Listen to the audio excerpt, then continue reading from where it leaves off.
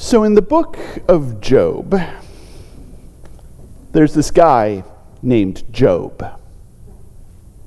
And he is righteous and upstanding and does all of the things that he is supposed to do and more.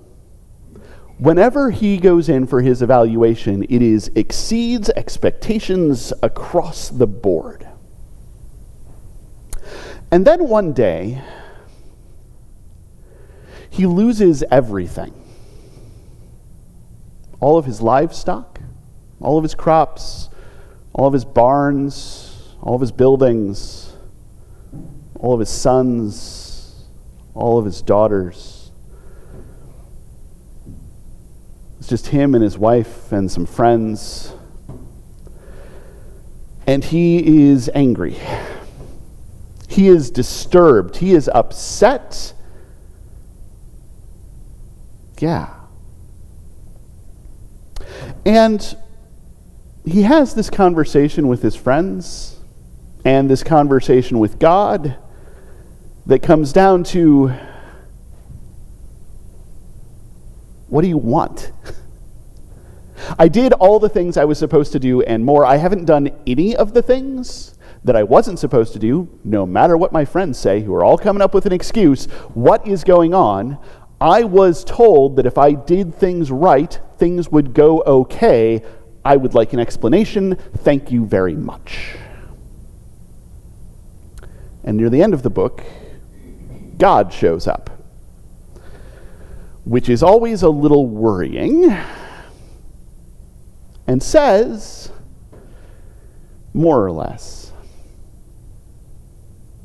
what gives you the right to question me? I'm sorry, did you build all of this?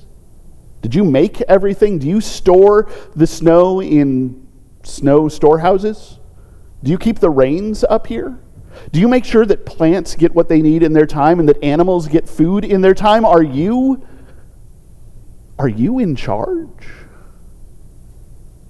Gives you the right to question me. There's this guy named Fred Clark who reads Job in this really fascinating way. I love his reading of Job because he says what God is saying is, you don't see things from my perspective. I'm up here above it all, and you cannot see the beauty that is going on. Reality is like a tapestry, and I get to see it from the front, and wow, it is amazing, and you're stuck looking at it from the back with all the knotted strings and threads and everything. You're not seeing the picture.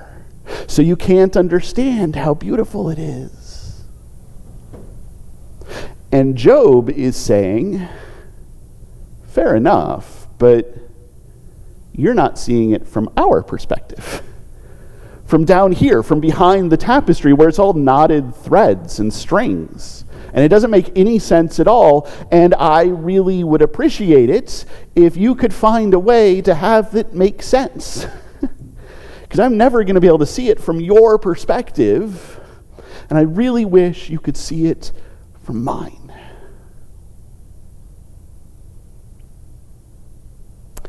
Our story today is about Jesus, the one in whom the divine and the human, the holy and the broken meet. God become one of us, going through maybe the hardest thing that a human being can go through, the death of someone they love. And John, being John, tries to make it all majestic and stuff. But if you read kind of under the text, if you pay attention to what is happening, if you think about how people react, I think you can see a deeper story. Because all the while that Jesus is talking about signs and power, and this will be for the glory of God, Jesus is walking towards the tomb of his friend. And he knows that he was not there when his friend was sick. And he knows that he was not there when his friend died. And people are telling him that he was not there when his friend was sick and died, and if he had been there, everything would be fine, and this wouldn't have happened, and there wouldn't be a tomb to walk towards, but he wasn't there, and now he's doing this. And there's this moment. This verse that is famous for being the shortest verse in the entire Bible, where Jesus weeps. And I've been thinking about that verse, because if you're going to talk about Lazarus, you got to talk about Jesus weeping. Everybody knows the verse.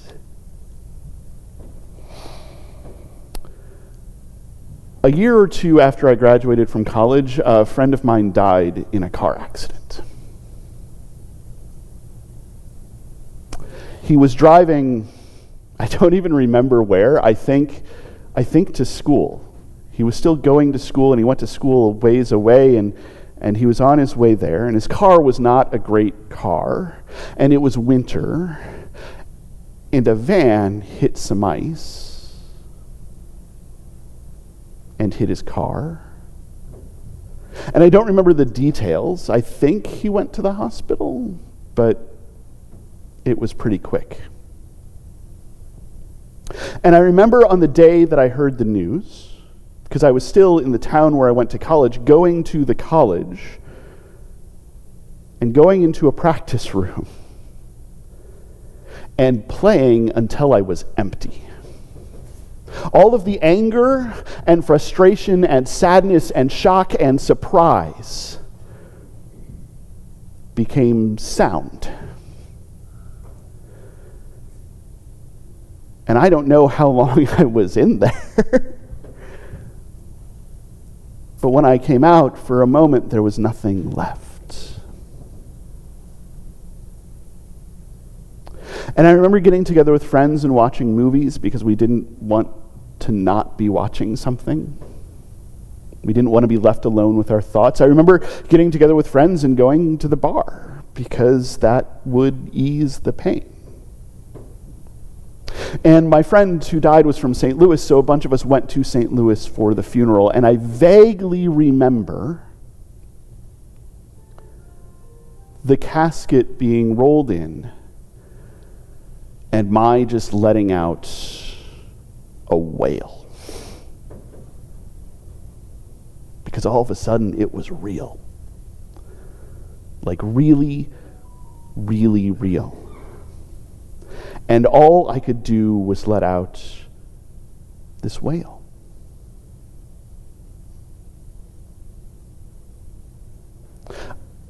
Jesus wept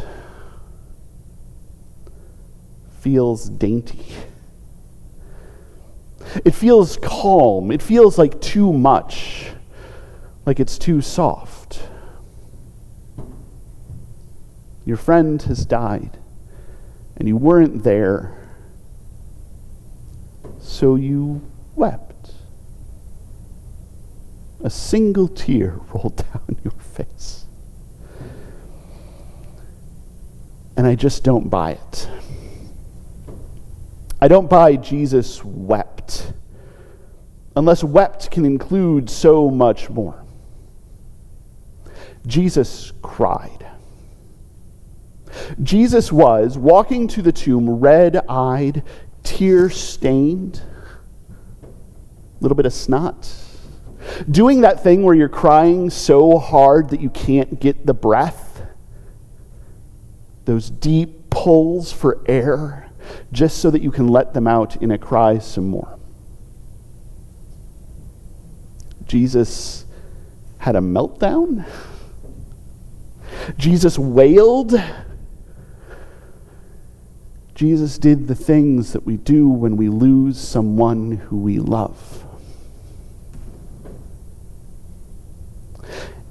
And there are then a couple of ways to read the rest of the story. Maybe Jesus really knew what Jesus was about to do. Jesus was going to walk up to that tomb. Jesus was going to order that it be opened. And Jesus was going to call Lazarus out. And this was going to be a sign of the power of the God who is love as one of us. And even though Jesus knew that he was going to do that, Jesus had the breakdown. And that's fair. We can read it that way. That is how John would like us to understand what is going on. But I also wonder if there's a little part where Jesus didn't know what he was going to do. Where Jesus, red-eyed, tear-stained, went up to the tomb and saw what was there and did the thing that we all do when we lose someone we love. Wish really hard that they would come back. And if Jesus let out the cry that we all long to cry out, stand up and come out here. Don't be dead anymore. And because it was Jesus, because it was the God who is love, because it was the one in whom holiness and brokenness meet, it happened.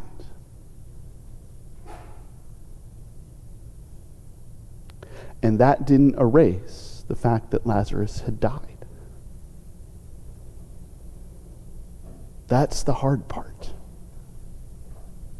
It is a matter of faith. It is something that is strongly within the Christian tradition that someday, by and by, there will be a resurrection. That Christ was not the only one who stepped out of the tomb, but the first one who stepped out of the tomb, the first fruits of a new creation, and someday, by and by, all of the other tombs will open as well. I don't know the details. I don't know how it works in all the things. I don't know what we do about the decay of bodies or cremation or whatever. But somehow, in some way, everyone will rise again and stand up and be themselves, and that does not erase the fact that they died. All that feeling is still there. And this is the thing, right? If Job wanted God to understand what it was to lose,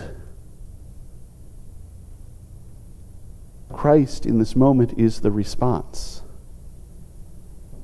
It is God understanding what it is to lose.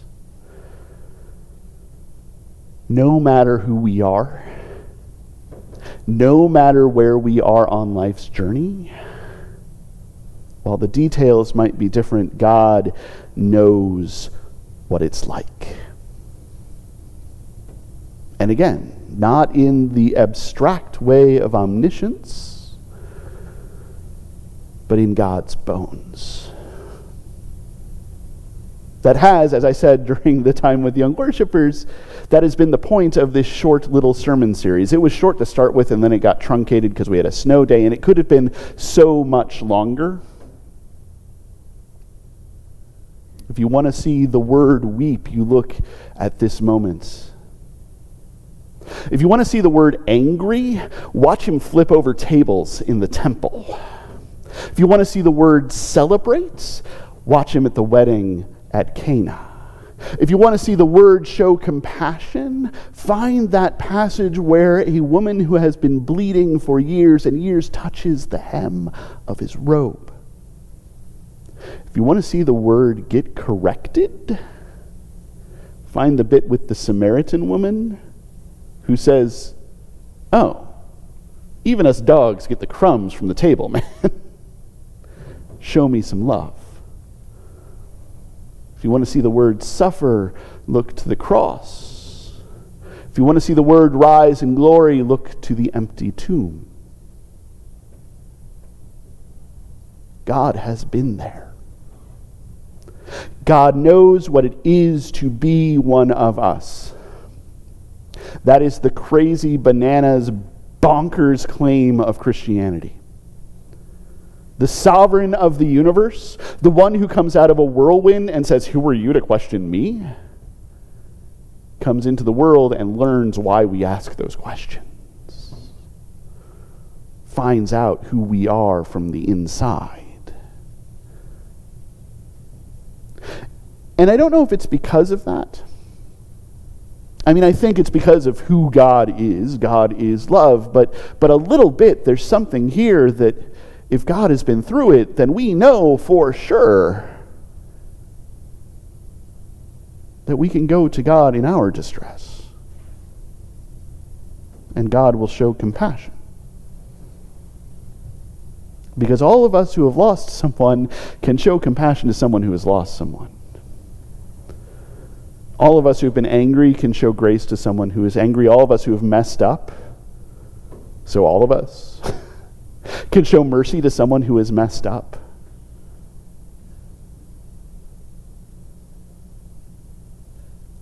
God knows what it is to be one of us. And that is maybe the best news of all. Because it means that we are not alone. We're not even alone with each other. But the God who is love is right here, in us, around us, and among us, joying in our joys, sorrowing in our sorrows, knowing what it is to be human from the inside. And that God has unbelievable compassion for who we are. Thanks be to God.